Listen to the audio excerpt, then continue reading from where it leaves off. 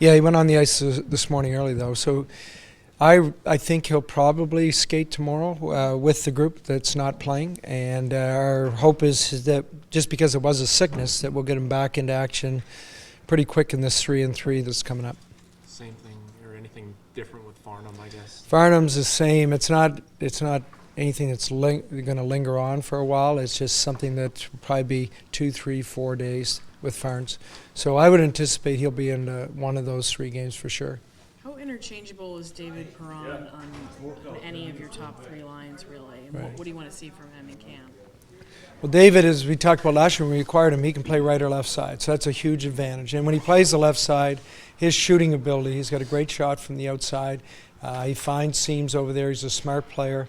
So what we want to see out of him is just he's come in great shape to camp, and I think he's carrying his speed better. He's playing a faster paced game. He closes on people quicker. So that's the things that we wanted to see heading into the season this year, and so far he's shown us that. And as everybody through camp, I thought our today's was a real quality practice. Our practice, the tempo and pace is getting better. Did that prolonged scoring slump get in his head, you think, last year? And how do you as a coach, I guess, address that? Or I don't think with David it did. With every scorer, it's going to bother them for sure. But for him, he's a pretty confident kid, as scorers are. He's confident in his ability, and the other thing is he's put in the time, he's put in the work this summer, so he's come back almost with renewed energy, I think, and so I've liked the way he's approached things so far this year, and I expect it's going to continue to carry well. Ian Cole talked about, feeling kind of, I don't know, at home here, or just, used to the surroundings. What have you seen from him so far, and is it kind of what you saw last year too? Well, Ian for us has got to be a combination of a good defensive, hard to play against defenseman, and a guy who can jump into the play. So as I talk to him about it's about being physical, being gritty in his own zone, that type of player that we need on the back end, and then also he's got really good skating to get up in the play and join the rush. So he's a little bit of a blend, and the more minutes he gets, the better he is at both things. Kevin Porter took a number of face-offs the last 2 games, particularly on the PK. With Eric Ferrin available for the start of the season, how much does that maybe impact Kevin's fortunes in terms of potentially making the roster? Well, I think the way our face-off totals have been, they haven't been very good. So we have to get better in face-offs overall as a team. I thought last year that's an area of improvement we could have. We have Fair and Bonino out right now, two projected centers for us. Both guys can play center. Both are good on draws. But I think face-offs are so important on special teams. They're so important 5-on-5 that a guy like Porter, if he's really good on the draws, as he has been, then it's an advantage. It's a role you can play in a team.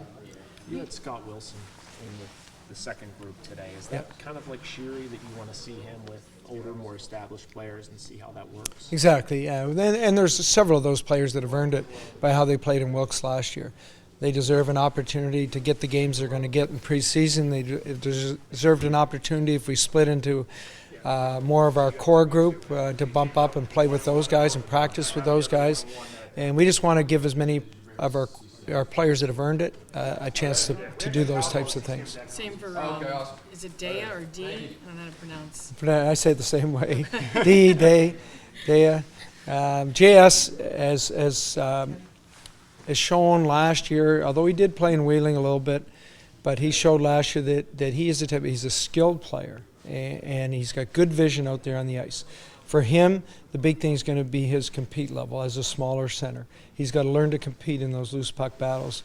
But his speed's picked up. I even see his confidence right now. His confidence is at a very good level from what he's done last year. He feels good after his London tournament coming into our camp. So JS is going to be a guy that in our organization, he's a depth center that has some skill, that can play the power play, but that can distribute the puck, that plays a skill game, that if to play more minutes and to play a bigger role has got to show he can compete at that level. Can he play the wing at all? I haven't seen it. I've seen him at center. I like him at center because he distributes the puck really well. Mm-hmm. Yeah, Oscar Sunko is someone who had a terrific camp last year in the final cuts. What have you thought of his play just so far through both the rookie tournament and here? And what more do you want to see from him for him to be a candidate for not just a spot in the opening roster, but maybe a call-up throughout the season? He was injured a little bit in the summer, so there was about a 3 or 4 week period where he didn't do a lot of training or on ice stuff. And I think for him, it set him back just a little bit heading into training camp. But if you notice the last 2 or 3 days, you're starting to see what we saw last year. He's starting to get back. So I knew it would take him probably a week or two just to get back to form after having that period off in the summer. But he's a big center. We talk about JS, we talk about Sundqvist. They're both different guys. It gives a coach a flexibility that you have a bigger, more of a grinding type of center that's smart, and then you have a smaller, quick guy. And then you have other players vying for those spots like Porter, like Mulerat, those types of guys. I believe Sestito, Scuderi, and Oleski, the only guys in camp that aren't wearing visors.